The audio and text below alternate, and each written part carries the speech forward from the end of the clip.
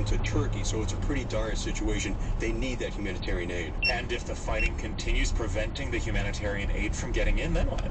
Well, we don't know. U.S. officials haven't said. The U.S. is focused on defeating the Islamic State, not getting involved in a war against Syria or Russia. They've said repeatedly they want a diplomatic solution here.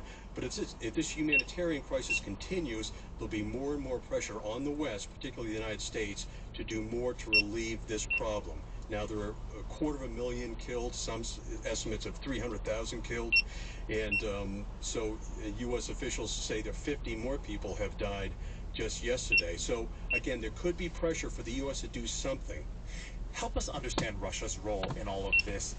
That country is launching airstrikes on behalf of the Syrian government and is also a party to this international agreement that hopes to stop the fighting. How do we make sense of Russia's actions?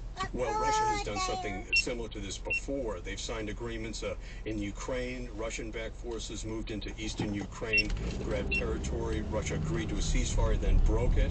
It happened also in Georgia after Russian incursions there.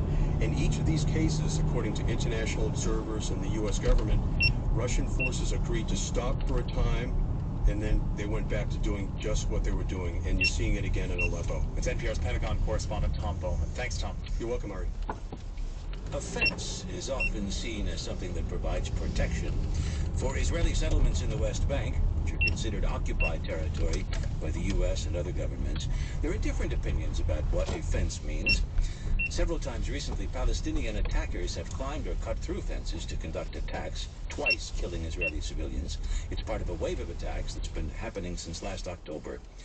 But NPR's Emily Harris reports some Israelis oppose more fencing. Too thin?